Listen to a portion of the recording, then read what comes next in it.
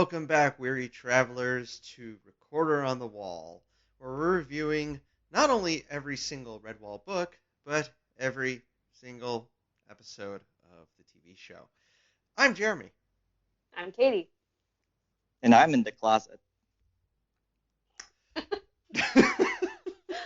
And your name is? Drew. So, if you couldn't tell by our very professional opening, Papa Abbot, aka Pete, is out again. Party! And Aw. I brought the October Ale. I brought the trifle and the scones. I brought the segways. Welcome back, weary travelers. Recorder on the Wall. And Drew brought the entire closet. Yes. Yes, it's very hot in here. So this will be our challenge of, all right, we're able to do a mini-sode together, which was supposed to be about like 3 minutes, ended up going 15. So now we're going to see what's going to happen when we have to cover 5 episodes of the cartoon show. 1 hour per episode. Ready, go. Okay, so our first off is episode 9, The Visitor. Wasn't that essentially what the circus episode was? They got visitors? They're getting more. And apparently they have very strange accents. I don't understand where these accents come from. I don't know either. I could not tell what Furlough's accent was. Farlo. Far. Or Farlow, or that weird scimitar-wielding, goofy-looking mouse. So, episode 9 is yet another filler episode that contains absolutely nothing from the book. Right. But it does involve more females getting captured because they wanted to trigger my feminist rage, I guess. I think so. Yeah, also, it features one of the sickest female captured burns, though. That's true. But we will get there. So, our episode starts off with Furlough or Farlow, or I thought actually this was when they said it was a dormouse, I actually thought this was the dormouse from the book, and I was like, man, he took a level in cool in the show because he's actually fighting back. No. I was wrong. I was very, very, very, very wrong. Yeah, I kind of like the fact he's like, I am not a mouse, I am a dormouse. And here's me going, okay, so what exactly is a dormouse then? Because I'm not sure. I'm actually not sure either, and the design of the dormice look like regular mice if like half their face was kind of hacked off. Like they don't have as much of a snout. Interesting. They're kind of bizarre looking. It looked To the like Google. beans. They look like what? Beans. Interesting.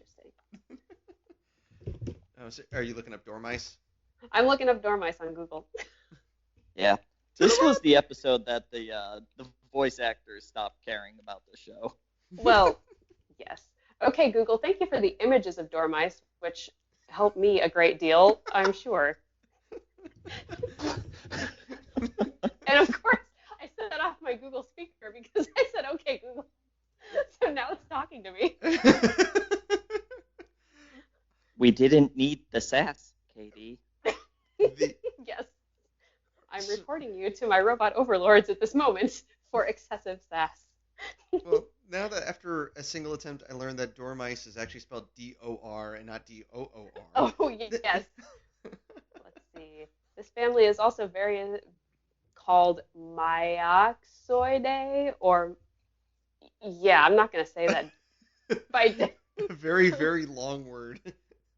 They're mostly found in Europe, although some species live in Africa or Asia. Characteristics.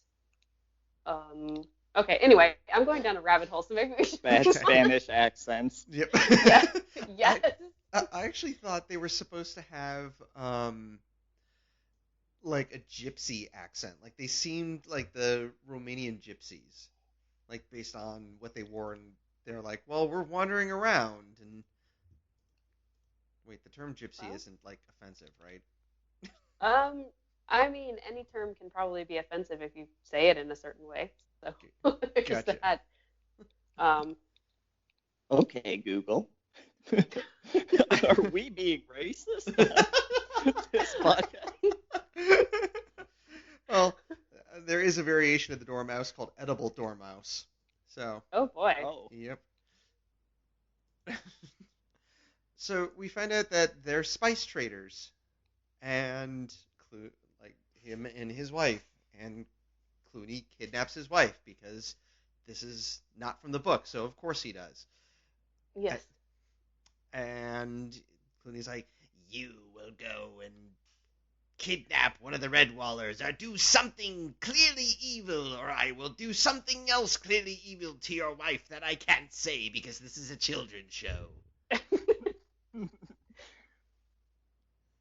We're trying to keep our PG rating. Yep.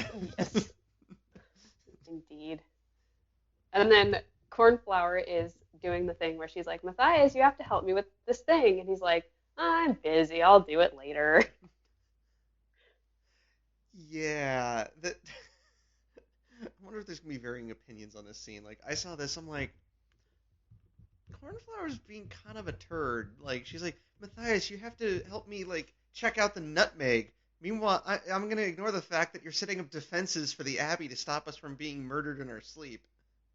Yeah, I couldn't figure out whose side the show wanted us to be on because I can see Cornflower's point, like, hey, you promised me you do this and this is important, but also, like, not letting the rats kill us is important. So, Matthias, how clear can I be? Meet me in the spice cupboard. I need you to look at the nutmeg. I'm busy. I'll do. Okay. Yeah. I'll be right there. It loves nutmeg. And Basil actually points out that they have stored supplies, which apparently was something that they didn't have in the previous episodes of the show. Like, they brought this up before, like, oh no, if we don't get stuff, from traders and everything, we'll starve. And in this one, Basil's like, well, we have stuff here. We'd be stupid if we didn't have stuff here. Oh my goodness. The Abbot was such a piece of turd in the previous episode where he's like, you can't even have an acorn. We have no supplies. We need to surrender now. It's like pawful nutmeg. Waving the white flag. I just see. That's my new mental image of that Abbot. I don't know. I just got this image of the Abbot like snorting nutmeg, and he's like, "We're out. I need my nutmeg, man. I need it." I just choked on my coffee. Oh, don't do that. Abbott snorting nutmeg. Farlow's a drug dealer. How far will this go? Farlow's like, my last stop was Salamandastron. They were very interested there.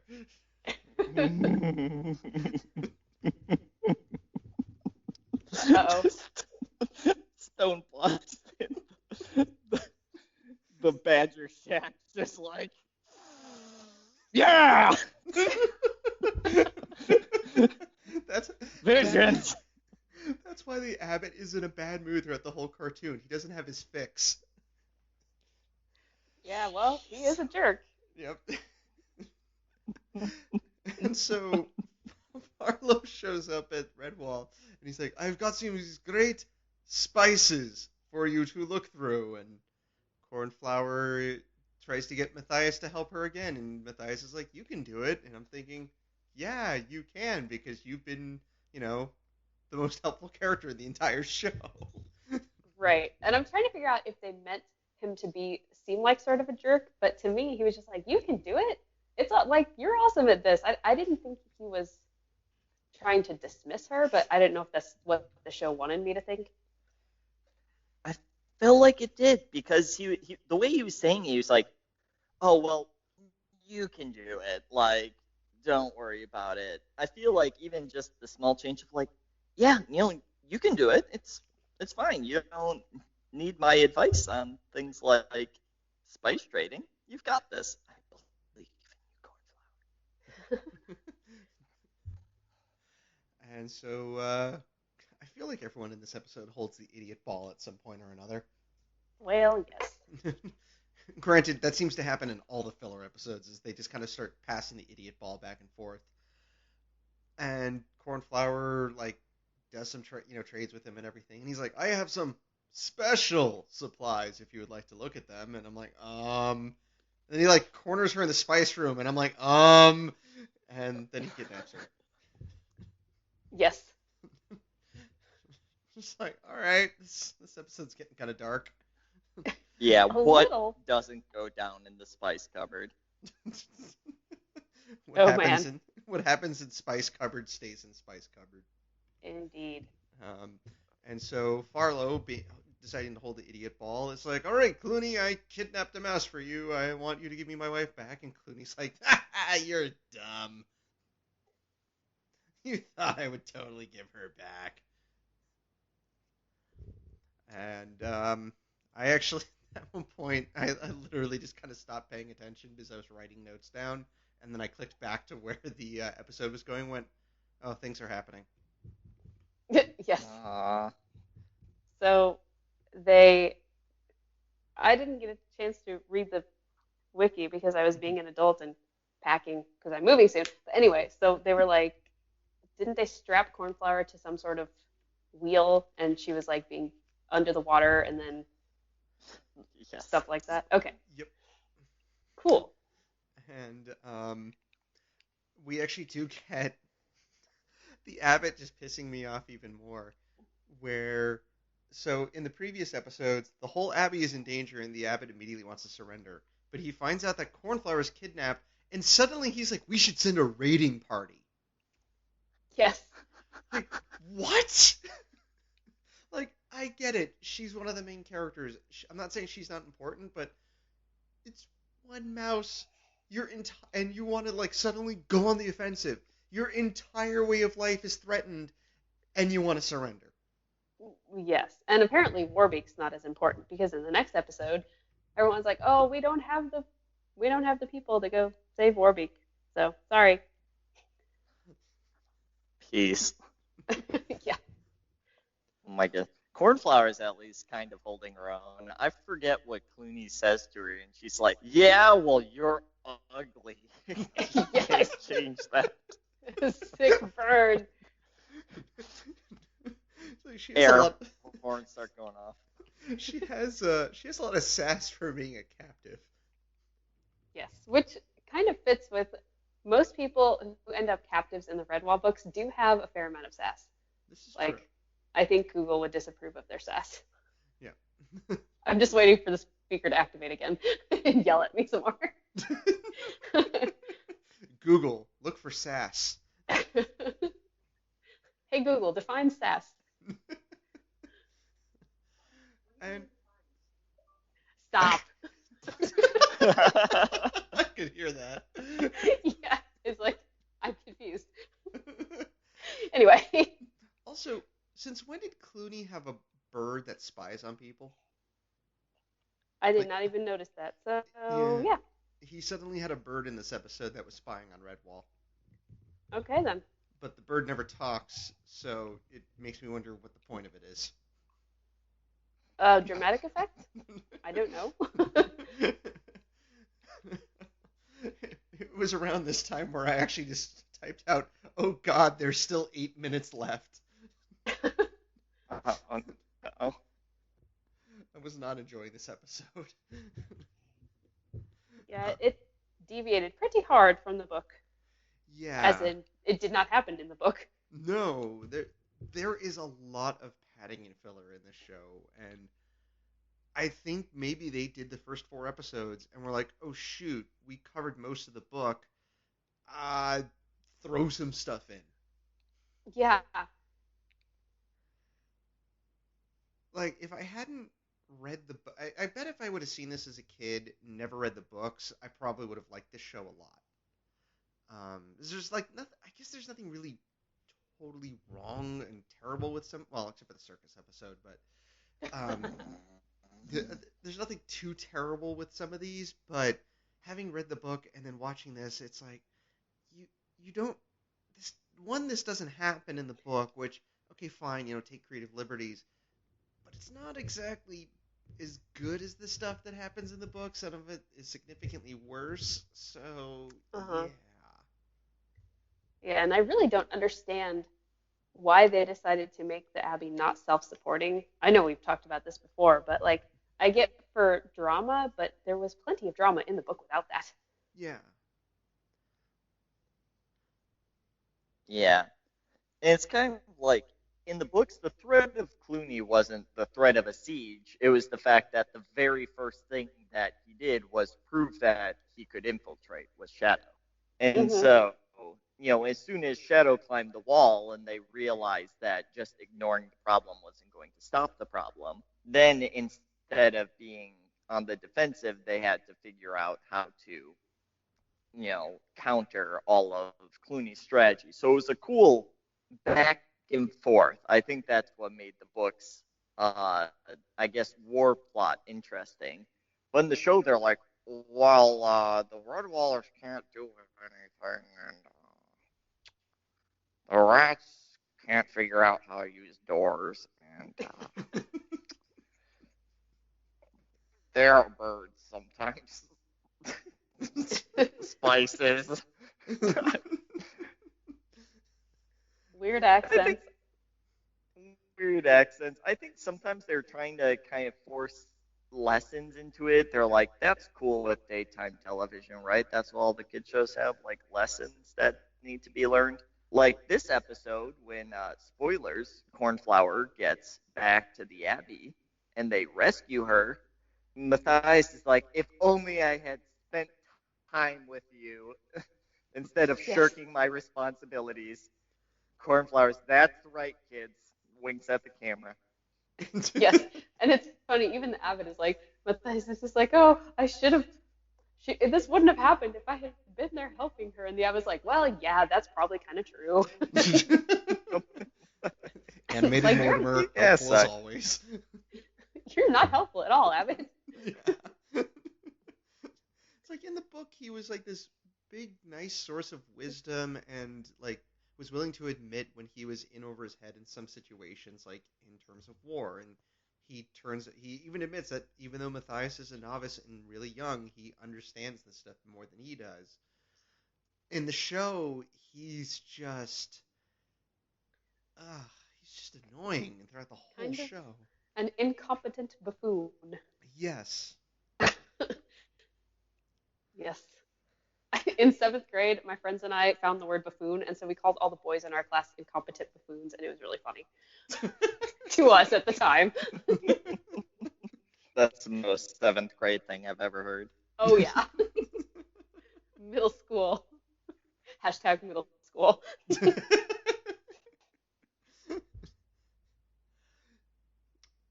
So oh yeah, so Matthias and Formal go off to rescue Cornflower, and they run into Farlow, and Farlow is like, "I was dumb, and Cluny tricked me. I'll totally help you now." And Matthias is like, "Well, I have no reason to trust you, but okay." Yeah, and it's funny because he's like, you would have done the same for if it was cornflower. And I'm like, I don't think Matthias would kidnap someone else under any circumstance. At least I hope he wouldn't. Yeah. Because Martin would probably come back to life long enough to bonk him over the head. It's like, no, you are not upholding my sword very well. It's like is it like Thor where it's like you're not worthy of the power of Martin now, and the sword just like drops out of his hand and won't Yeah. get out of the ground. And so Matthias and Formal use a trick where Matthias decides to take off his robe and is literally running around in his underwear. Nice. Scandalous. And he rescues Cornflower, and the two of them talk while they're on a water mill that's constantly going underwater. And watching this, I'm like, just shut up and cut her free, and then you can talk. You're literally just like, Cornflower, I'm sorry. I should have helped you. So they rescue Cornflower. They go to Farlow, who is, despite having a sword with him, is trying to gnaw the bonds of his wife. And I'm like, dude, you have a sword. Cut the ropes.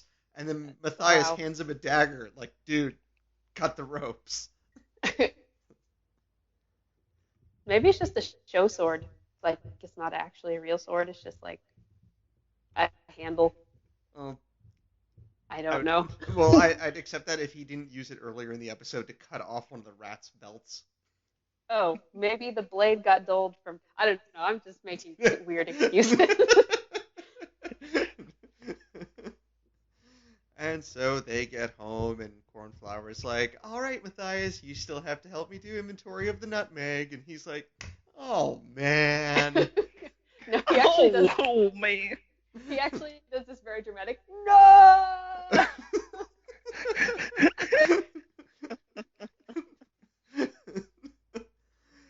And now we move on to episode 10. Where guess what? Another female is captured. Just had to say it. Who gets captured episode 10? Warbeak. Ah. In her defense, she at least gets like shot through the leg with an arrow, and that arrow stays in her leg for like the next half of the episode. It's like kind of gruesome. Gross. Mm-hmm. This one is episode 10, A Favor Returned. And it's like, just for the love of God, can Matthias just go on his quest, find the sword, what he did in the book? Like, we're almost Not to the yet. end of the show. More filler. And suddenly Warbeak has a boyfriend. Oh, I What? did not even register that. Yeah, I guess that's what he is. This new character in this one, whose name I can't remember. I don't remember that at all, which is weird because I just watched it this afternoon while making lunch. So yeah, apparently I didn't retain it too well.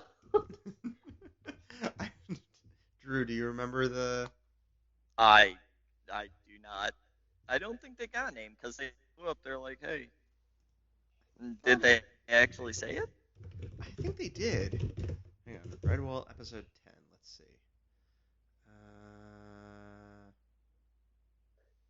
List of Redwall episodes. Let's see. Episode 10. Warbeak and another. Okay, according to Wikipedia, it's just another sparrow. Oh, I figured out their name. Hmm. It was Insignificant.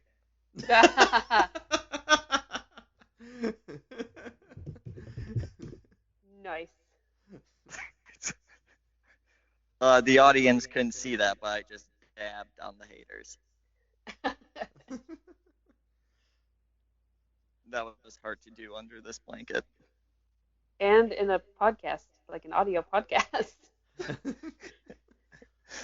I'm gonna ask Pete to put a little dabbing figure so that everybody knows what happened. Nice. I found the character's name. Big Wing. Big Wing. Is that sort of like Big Watch Bang? out for Big Wing. Big Oh. Wing. So They got renewed for a second season. they got renewed for a third season. Oh, Hey, I guys. forgot. It improved a lot. It did. Martin the Warrior was dope. I liked Metamayo too. Man, Mayo was dope. We will be getting to those too. Yay. Woo! Yeah, on the Redwall wiki, it says differences from Redwall. The events of this episode, except the tunnel scene, and the character of Big Wing, was created by Nelvana and were not present in the book. Yep, that's what it said about the clowns one too. Yep. I would also like to point out that, well, actually, we'll get to the tunnel part, and I noticed something about it. So Warbeak and Big Wing are like, hey, we can go spy on Cluny's troops because we can fly. And they'll never expect that, and they totally don't try to kill birds for food, so we'll be fine. Yeah, it doesn't go over too well with them. Big Wing gets grazed, and Warbeak gets shot in the leg, crashes to the ground, and they all just like kick her. Fun, And fun. yeah, and she tries to get away with the arrow still in her leg. And at one point, they're like keeping her on the ground and pouring water on her, and I'm literally like, are they waterboarding Warbeak? Like Yeah, Very this, it was possible. almost like a fraternity hazing. And this isn't even the God tribe. yeah. Now we know where some of where some of Clooney's henchmen came from. They're descendants of the God tribe. Kilcrony's running by in a toga, going, "God tribe house." Oh, dudes! Toga, Shuck, shuck, toga. shuck. So Matthias gets pissed because he's like, "Oh shoot, Warbeak's in trouble," and suddenly they go, "Well, we can't spare anyone to go help her." Like you, the Abbot wanted to send out a raiding party for Cornflower. I Yes. guess you know what? I guess we see the pecking order of the characters. They couldn't sparrow anybody. Wow. And it's my All turn, but right, I can't Kitty. think of one. I can't think of one. I don't have your rapier wits for those bad puns. Well, so Matthias takes a beak at Clooney's fort and sees Warbeak. Just stop. That wasn't good. No. Hey, I'm clawing at everything I can now, all right? I think Pete from the future is going to come in at this point and be like, "Guy, what are you doing?" Yeah, Pete just cuts in a slice of himself going, ah! Yes.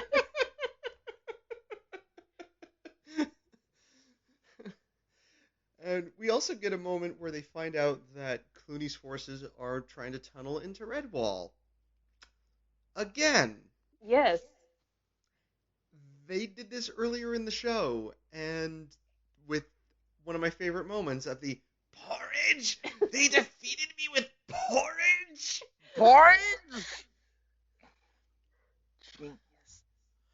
And so then in this one, we see mice and moles trying to help out with setting up, a trap for the tunnel, including a mouse that looks exactly like Matthias because the animators are lazy. And at one point, Clooney's like, I'm going to take a look inside the tunnel. And he goes in the tunnel, and for some reason, there's water dripping inside of it, even though they're in the center of the dry forest.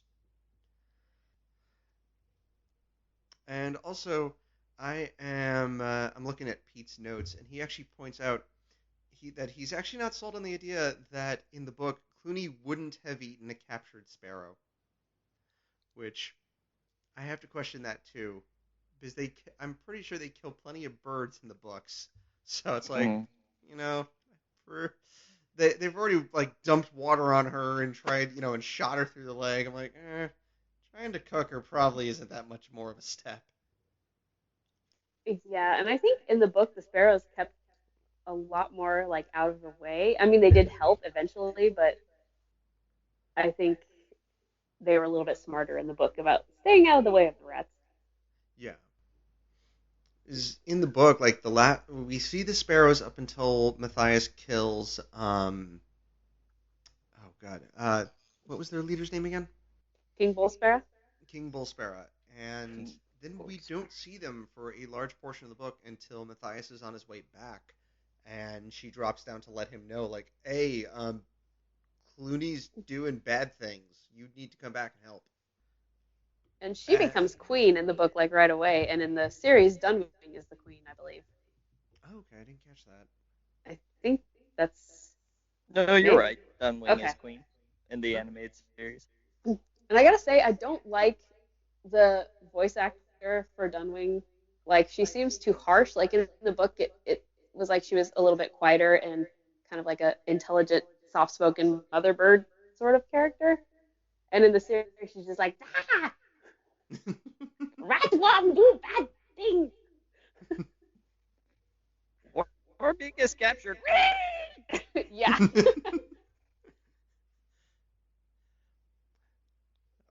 so Matthias decides to go off and rescue Warbeak because of course he does, and he's apparently the only mouse, like the only character that knows how to leave Redwall.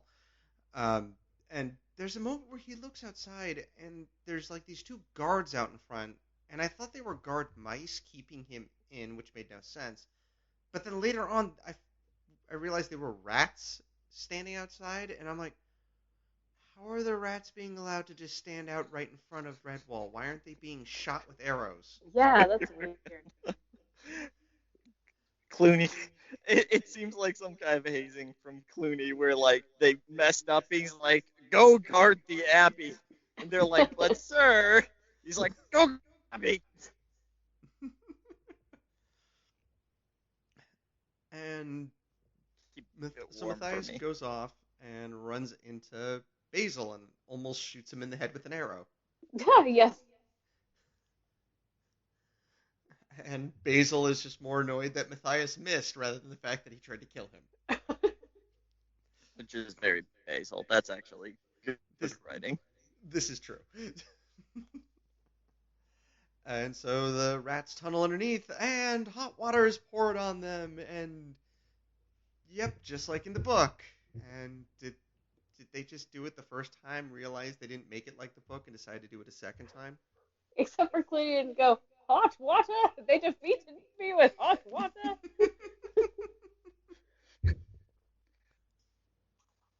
Episode 11. I mean, we have 3 left. We're almost there. Is Asmodeus.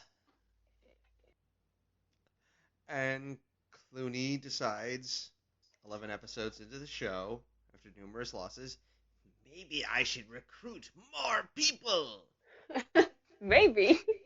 Maybe HR had a talk with him like, sir, you realize that it might help. And he's like, I still have Dark Claw. And they're like, Dark Claw was doused with boiling water. We're really not sure how he's still alive. Oh, is he still alive in the episode? He's actually still alive in the show. Weird. Yeah. On the wiki, it actually points out, it says Darkclaw was killed in the book emerging from the tunnel. In the show, he was doused with boiling water, but survived. Like Yeah. all of his fur gone and his skin hanging in folds from his body, or how No, does that work? he actually looks perfectly normal. Okay. You know?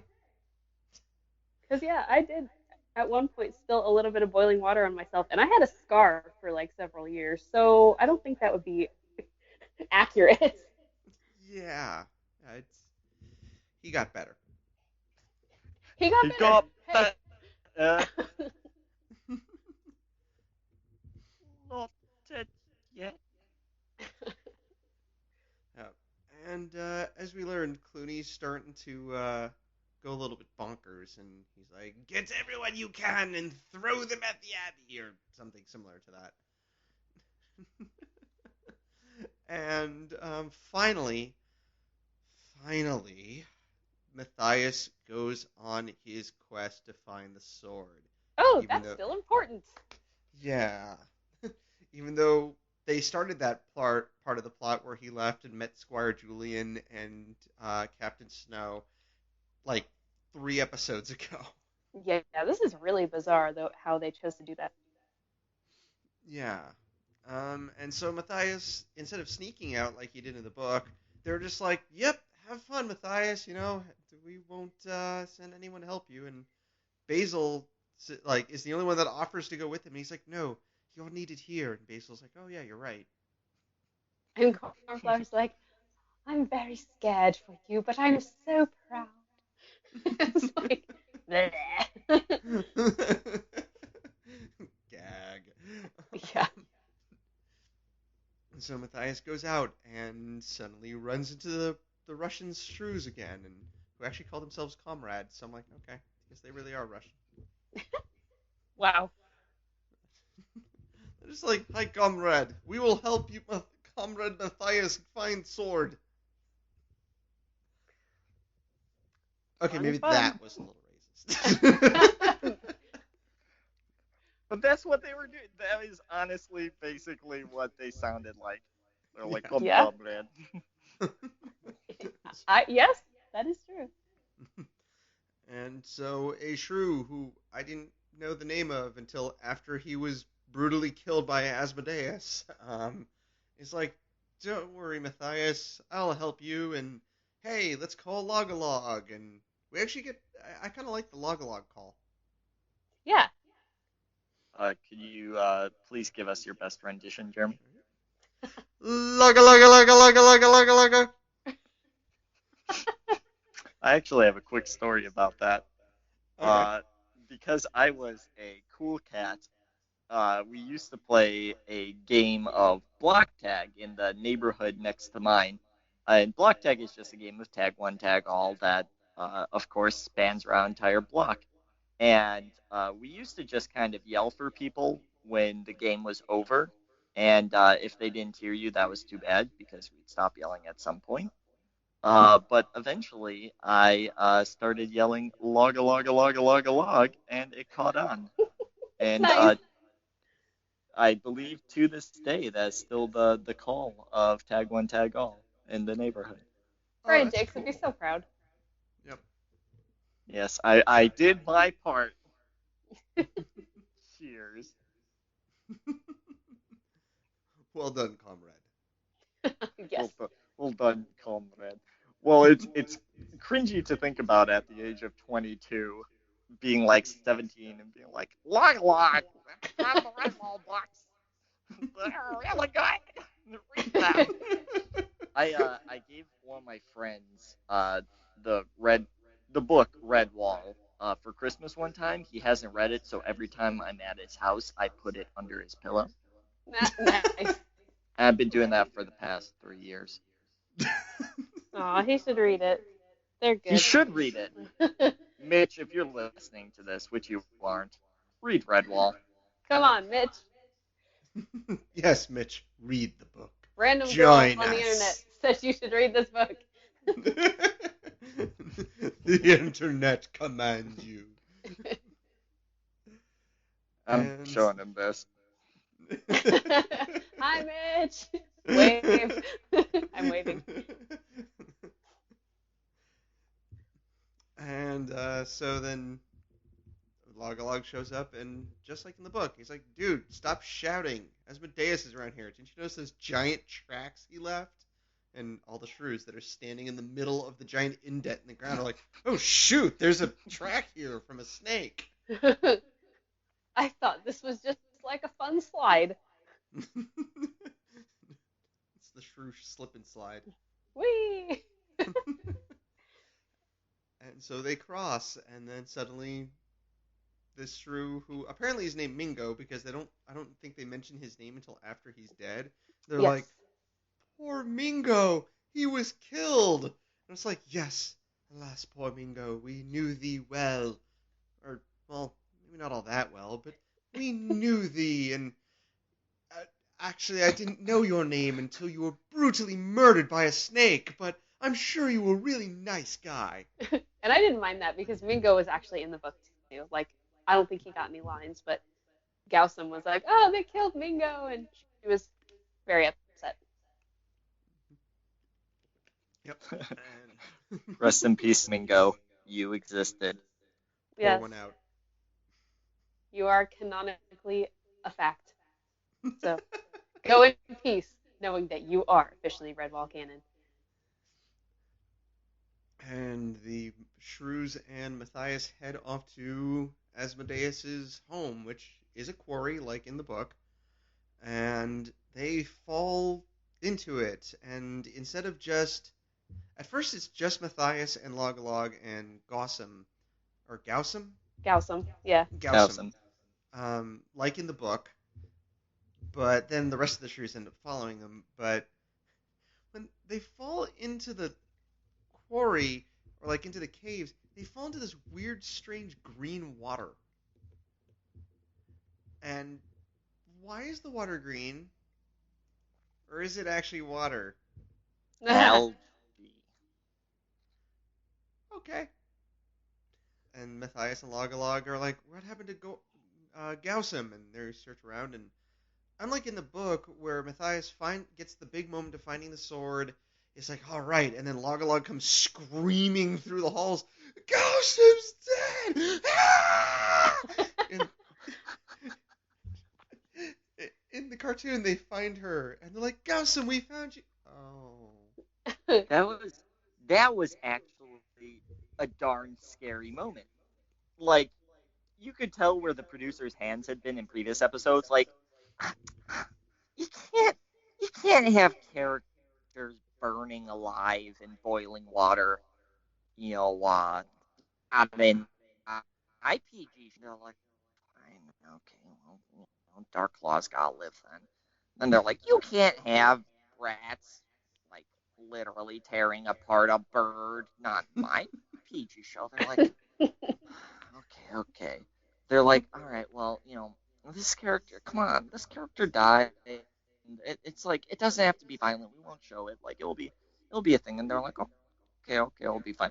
And then she's like slumped over on a rock. It's just like, oh no. Yep, it's pretty chilling in the book too when he finds her. Mm-hmm. Because I think, is that the first time we see, like in the book, is that the first time we actually get like a visual of, or like a description of what one of the characters looks like after they've been killed by Asmodeus? I think Ragier was the first one, wasn't he? Like he was But purple do we and see him post? Oh We yeah, get we did. we get a description from two of Clooney's henchmen about it. that's true. But we don't get like the full on. I don't think we get like the full description from like the author point of view, like the reader point of view. Yeah, no, I think this is the first one that we do get like a detailed description of it. And so they find it, and then Asmodeus. And this part was actually kind of genuinely creepy with him Oh yeah. staring at them. And the And echo effect of like him hissing like his name and it echoing all around, I thought that was pretty well done. Mm-hmm. Logalog is like, we should go. And Matthias goes, the sword. And he just keeps going. And Logalog, the whole time, Logalog's like, Matthias, stop. Oh, no, dude, quit it. We gotta go. All right, you got the sword. Fine. All right, let's get out of here. Shiny. Yeah. And Matthias finally obtains the sword of Martin. Da-na-na-na. I actually played the Master Sword get theme when Matthias got the sword. I like specifically Beautiful. went on YouTube and found the one from Ocarina of Time and played it. Nice. Then Asmodeus wakes up, and Matthias and Logalog are like, let's get the hell out of here. Yeah, maybe we should go now. Yep. All right, thanks, Asmodeus. You got a nice place. Cool dead bodies all everywhere. Bye. Decor macabre. I think they call it in the art world. Asmodeus is a great interior designer. And he chases them for the majority, like the rest of the episode is Asmodeus trying to kill them. And we finally get the moment of Matthias looking like he's under Asmodeus' spell, and Martin like kind of kicks him into action just like in the book, and he's like, that's it. Yeah! And he cuts off Asmodeus' head, and a weird cow noise comes out. Like, he cuts off his head. We hear, like, what? But we actually get headless Asmodeus with blood. Wow. Yeah, it's it's probably it's the only real like big violent moment in the show, but it's yeah, we full on see Matthias chop off Asmodeus's head and Asmodeus's dead body just lying there with its head like separate. Nice. Did he do it in one stroke? Because I remember in the book it took like a lot of different strikes. It was like he struck for this and he struck for that. Like it read as though he were striking multiple times. Yeah. He only does it once in the show. Okay, Yeah. that's what I thought. I was like, interesting. Not that that's a huge difference. I just noticed it. Yeah. I mean, I think it was just like for simplicity's sake with the animation. Hmm. But yeah, it was like it's cool in the show outside of the weird cow noise.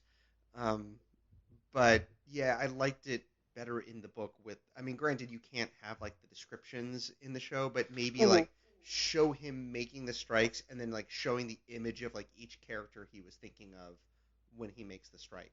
Hmm. All right.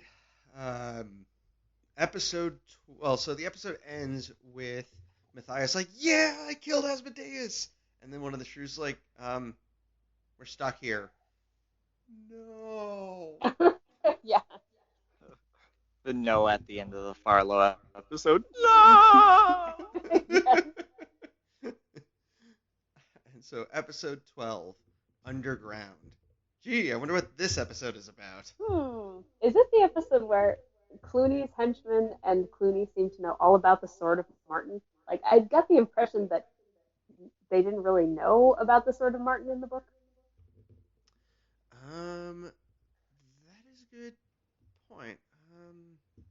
Yeah, I don't think all he knew about was, like kind of seeing Martin's ghost in his dreams. Hmm. And yeah, no, so they do bring it up, but yeah, the Clooney's horde actually doesn't know about it in the book. You're right. In fact, he kind of forgets that Matthias exists in the book when Matthias Right. runs off. Because he has to deal with Constance and Jess and Basil and all those people. Hmm. Cluny continues putting together his army that he put together at the beginning of the book. And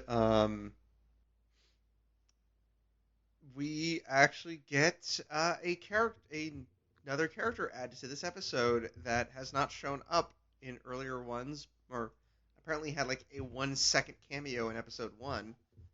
Silent Sam is finally in the show. Yay, Sam! Yes. The little squirrel that Cornflower works with is actually Silent Sam, who is just sort of there now. But we don't get any indication that he's Jess's son, right? No. Okay, that's what I thought. Yeah, she just calls him Sam, and he just sits there on Yeah. his paw, which was cute. Indeed. Silent Sam and Cornflower find Martin's armor in the attic because okay. Sure. What? Why not? I like how everything else, like the shield is down in his grave as well as the belt buckle. Then he has to use the shield to find the sword, which is tied to the weather vane. They're like, yeah, yeah, okay, that makes sense. And they're like, where's the armor gonna be? And he's like, oh well, he just threw that in the attic. Maybe that was gone. Like, okay, I ran out of energy making these riddles up. I'm just gonna throw it in the attic. Yep, that's what I'll do. Oh my! Think about this though. What if there was actually some kind of riddle associated with it that led to the attic that they never found? They just Oh, found the that armor. makes sense. How many Ah. things are conveniently hidden in the Redwall universe that somebody has like some wild riddle for that they just never find the riddle. They just find the item. They're like, oh, cool. I mean, Hmm. that's essentially just what the sparrows did with the sword. They're like, sweet, okay, this is ours now. They didn't go through the trouble. This is true. The Yes. riddles for the sword were set up for a mouse, Hmm. and they didn't take the sparrows into account. Yes, it'd be funny if, like, in Pearls of Lutra, somebody accidentally found all the pearls. without any of the riddles. Well, Quicker to be than fair, Arvin actually gets the last pearl. Yes. Oh, Arvin. I like Irvin. I like Arvin. Pansy Anyway, Pansy Toodle-doo. yes. And yeah, most of this episode is Matthias and the shrews just kind of wandering around underground, complete with this little shrew that, like, look, I totally know how to get out of here. Log-a-log's like, yeah, he's full of it. Matthias goes, well, we have nothing better to do, so let's follow him. Yes, and I would just like to point out this child actor has one of the best accents in the entire show. So well done, child actor, who's probably an adult now. But And they make their way out, which we didn't get a moment that was actually in Matameo, where Matthias and the others like reach the end of the tunnel and it's all blocked off, and Matthias starts digging through it with his sword. oh, isn't that Martin the Warrior? No, in Matameo, when Slagar and his crew trap Matthias and his friends inside the mountain, Oh, okay. Mhm. I was thinking of and the slave tunnel where it got caved in at the end when they were trying to escape. oh, okay, no, that one too, but yeah, this is like the exact thing of Matthias running forward and just being like, I can't take it, and starts stabbing at the rocks with his sword. Yeah. And it works, and they're free. And there go, and Matthias is like, all right, time to cash in on some favors. And they go to Squire Julian, who's like, all right, you found the sword, and you killed Asmodeus. Seriously, I did not see that coming. I expected never to see you again. and and Matthias is like, here, let's go talk to Captain Snow. And he's like, all right. And they walk out, and the shrews are hiding because they still don't trust that Squire Julian won't hurt them. And Julian's like, what's up, guys? How's it going? Lovely weather today. Yes. And the Which, shrews are just like, what? which were like exact quotes from the book. Good afternoon. Rather clement weather for the season, don't you think? Yep. And they find Captain Snow, who's like, fine, take your medal back. Don't you have something to say to my friend Squire Julian?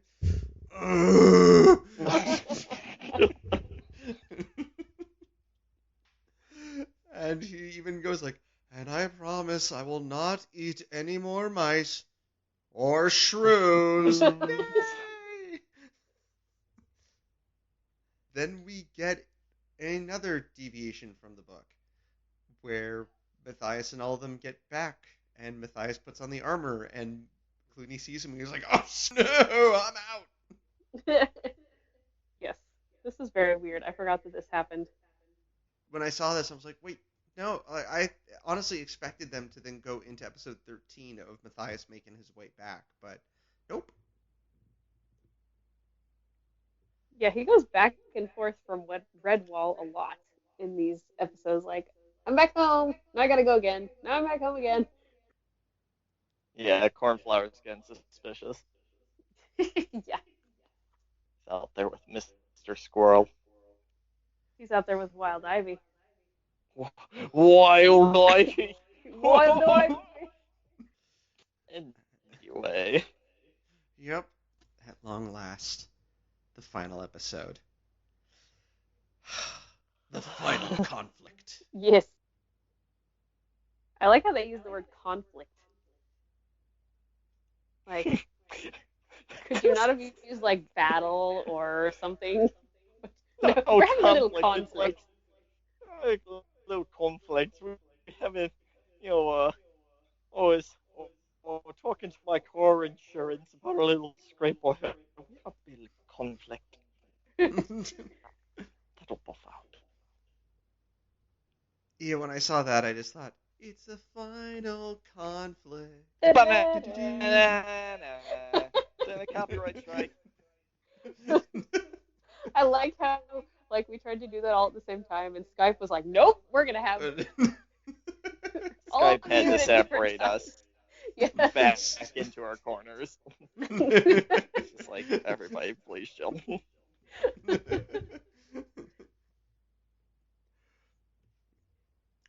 And so in this episode, Cluny Cluny kidnaps the Dormouse family, not weird sword wielding spice trader Dormouse, but Spicy.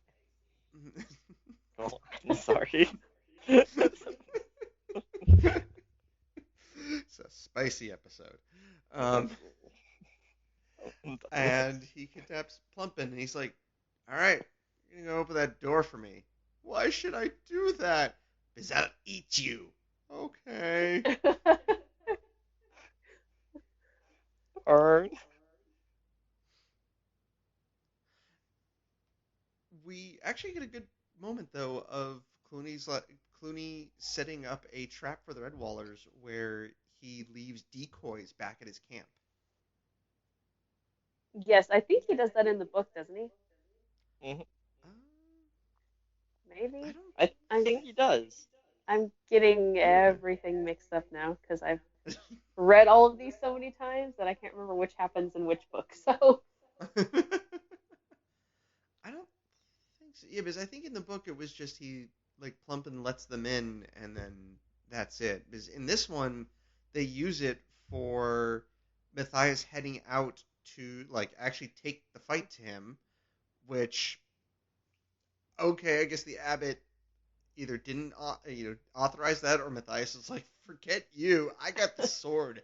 I'm gonna go kill me some Clooney. Yeah, and something I said in the when we were discussing the books, but and I know this is animated, I know this is a children's short, but I think people fail to see how completely overpowered scale armor would be in a setting like this. Just he's in full plate. Nobody can touch him, and he's just like, I'm a battering ram. So I can see why he would charge the camp. He's just like, I literally cannot die. Who made that armor? a Badger Lord, probably. Yeah. Ah, yes. Badgers. Badger, badger, badger, Uh-oh. badger. Clooney. Mushroom, mushroom. Clooney. Clooney, Clooney. And they've got this annoying chant that they're doing that is like sounds like cheerleaders, sort of like red wall, must fall. Give me an R. Give me an E. Yeah. Well, Clooney takes over, and we get pretty much what happens in the book, where they trap Constance underneath a net. Basil gets tied up, and at one point they start beating on him, and I swear they drew this wrong, because like Basil's grinning as they're beating him up. I'm Oh, like, all right. I can see it. That dude's kind of crazy. that's a tough old beating, old lad.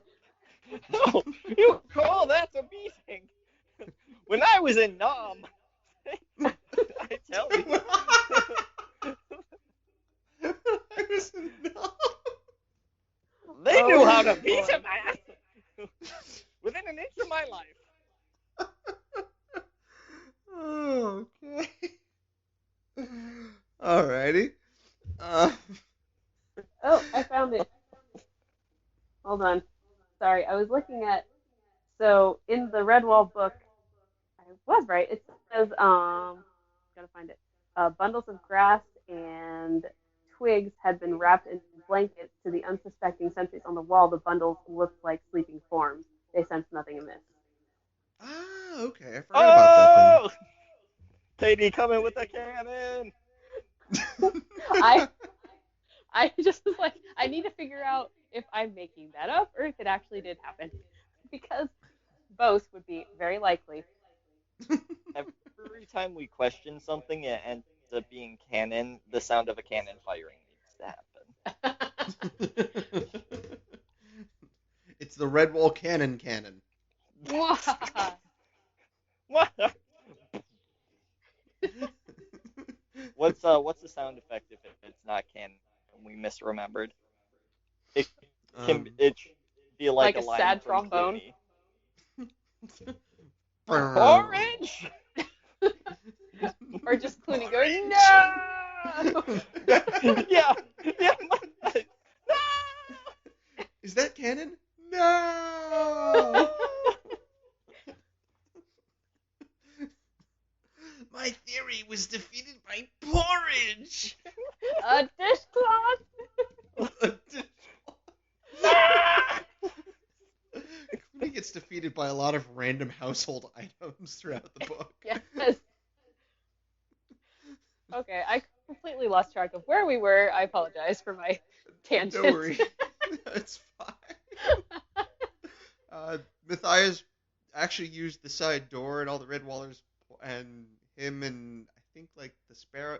He attacks with a bunch of people and then all of a sudden the battle for Red Wall begins and in the cartoon Cluny never hits Mortimer with his poison tail and which makes something that happens a little bit later make absolutely no sense. But whatever. Oh. Battle. See, I thought that he did because the abbot like made sort of like a grunt of pain, sort of. So I don't know if someone just knocked him down. Like I don't know what happened there because I'm just hearing stuff and I don't have any visual. But yeah, I heard him cry out with pain. So I was like, oh, that's when the poison barb thing happened. But apparently not.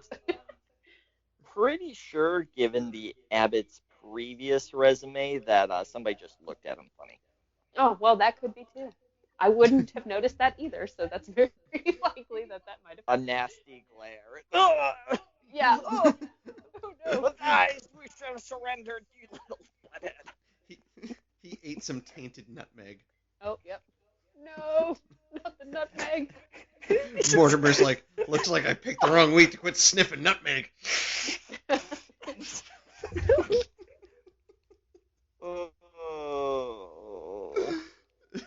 And we get Constance literally at one point actually bite a rat's head off. Oh boy. Oh, wait, what? Was that You where? didn't see? Was that where she was like, "Cluny is yours, warrior, but you are mine"? And then did she bite his head off? Yeah. Like, Okay. we don't fully see it, but Constance just goes, "Rah!" and it cuts away as her fangs are like heading towards one of, like the camera. Oh, God, I forgot about that. Go Constance. Yep. Woo! Oh, my.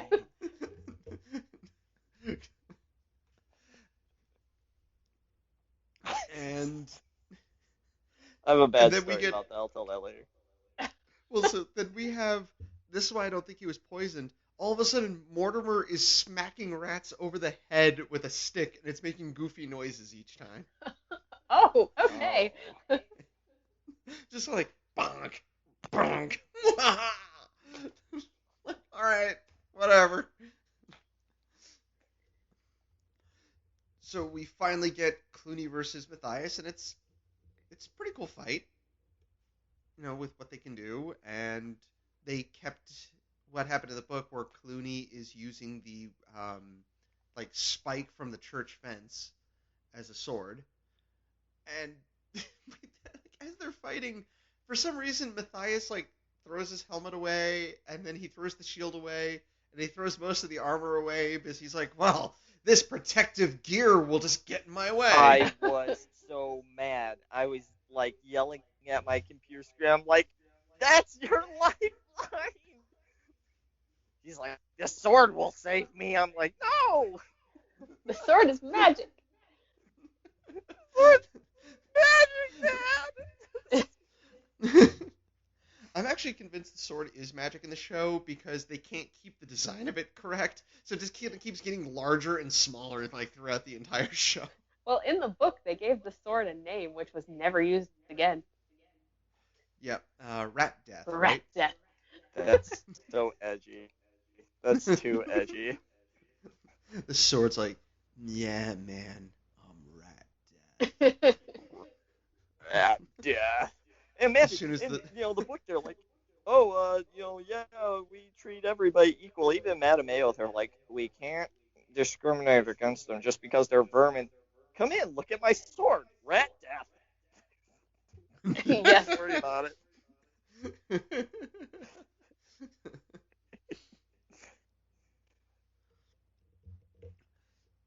And as a change up from the book, instead of Friar Hugo, who we don't actually see at all at this point, like he showed up a few episodes ago and then we never see him again. He regrets nothing. Yes. And so instead Cluny captures Cornflower. Of course. Yeah. Yeah. We have a point where Matthias actually gets her, like she gets away, and Matthias goes, "Run, Cornflower!" And Clooney makes fun of him. He's like, "Run, Cornflower! No!" And he grabs her by the neck and pulls her back. He's like, too slow. That actually made me laugh a little bit. I was like, oh, that's pretty good. That's a pretty good one, Cluny. Yes, run, Cornflower. Too slow. You're too slow. Super Smash Bros. Reference. I apologize.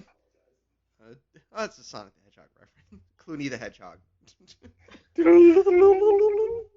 And this is I don't get either of those references, so I'm just gonna pretend like I do. Sonic!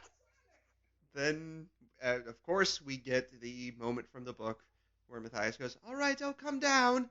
Just let her go." And he's like, "All right, now come down. Let me have it." Chop. Oh, God, that bell is falling towards me, and I totally have enough time to get out of the way, but I'm not going to. Bleh. Yeah, it's funny because he's like laughing evilly, and he's like, ah, ha, ha, ha, ha. And then he sees the bell come down. And he's like, no! And then it's like, gets cut off. Ding dong, the Clooney's dead. Very much dead. Oh, bell did fall upon his head. So, Matthias and Cornflower. I was just gonna say that, you beat me to it. Get out of my head.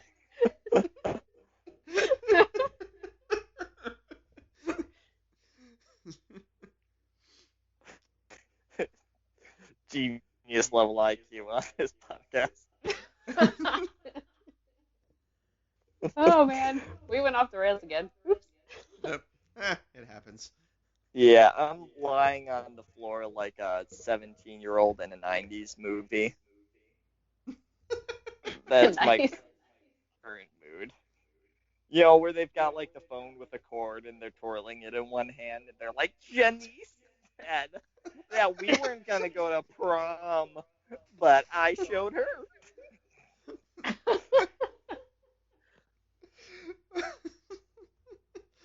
Oh, God.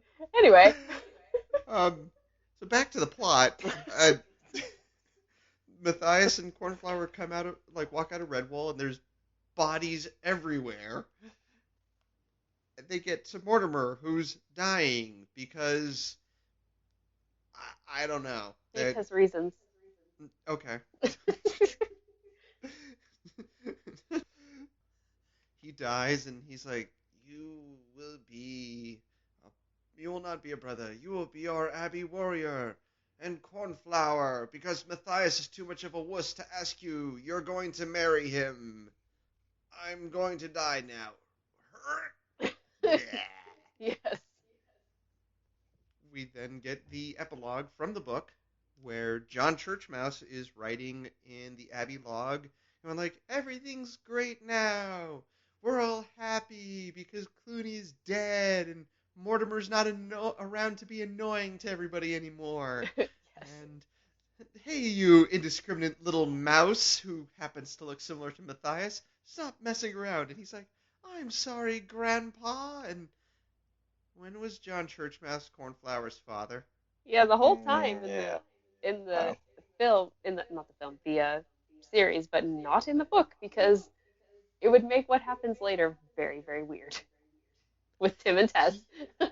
Yeah. So, yep.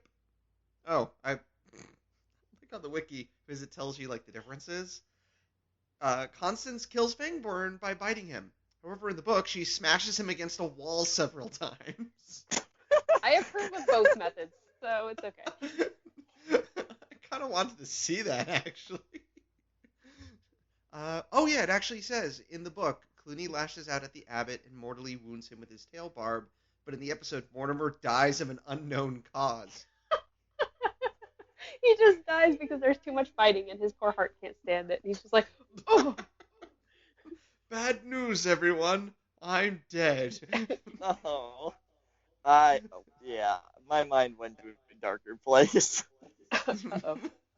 He was trying to surrender the entire time. As soon as the rats got in the abbey, he just picked up the nearest sharp object and was like, "You'll never take me alive." And then they win, and they're like, "Abbott, we did it." And he's just like, "Ah." Well, can't really change And what happened, so let's just pretend that I died heroically, okay? Cool. I died fighting rats. Matthias is like, let us have a moment of silence for our poor animated Abbot Mortimer. Okay then, let's move on. Animated Mortimer joins Fleetscut in annoying character hell.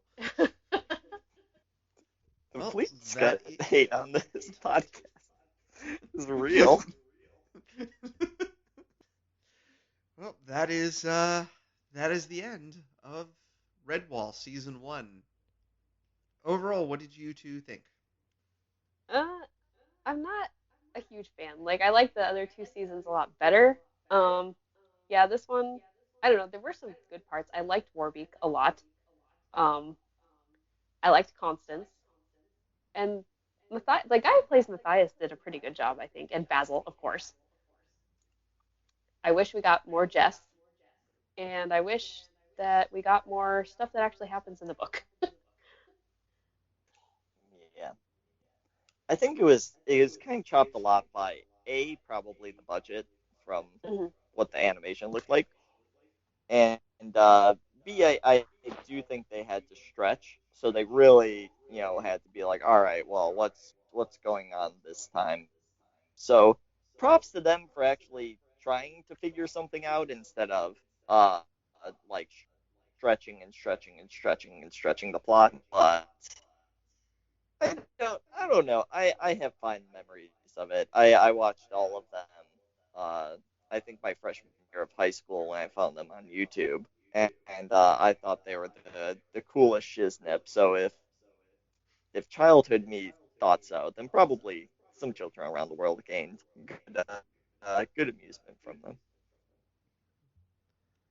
Yeah, I like the first 4 episodes, and then a lot of the filler stuff just kind of got, I guess, kind of annoying. I mean, I just because the book itself and the actual full story is really good, and then they just kind of start hitting these one-off little things that weren't as interesting. But and I said this earlier, if I had seen the show as a kid before I read the book, I probably would have liked it. Yeah. Mm-hmm. Yep, there were certainly worse cartoons out there, and the voice acting was good. I agree with both of you. Basil is fantastic. He's very enjoyable. And that is it for season 1 of the animated series. We will. Whoa! Yep, 13 episodes down. And we will return to the animated series 2 more times since there are 2 more seasons, but not at the moment. Next time, we are going to hit book 1 of Mossflower. Yay! Oh yeah!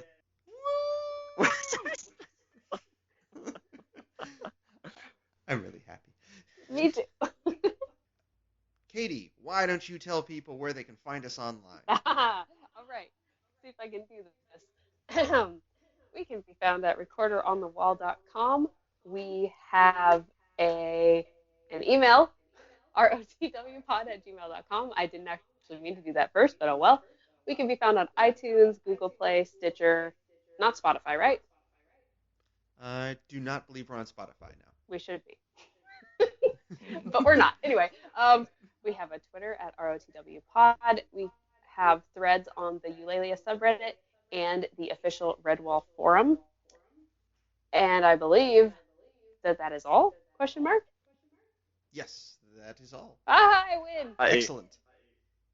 Go on, sorry. I was just saying I win. That's all. Please continue your celebration. No, I'm done. I'm done. You can go ahead. Oh, that makes. Okay. Good coffee? Water this Oh. time. It went up my nose because I started drinking it, and then I let loose a swear word, and then I laughed because I knew that Pete would have to cut that, and then the water went up my nose, and I just started making more noise. Fun. I didn't even hear the swear word, so it might not make it in, but we'll see. So, on that note, Anyway, listeners. yep, we will be back with book 1 of Mossflower. Bye, everybody. Bye. Bye.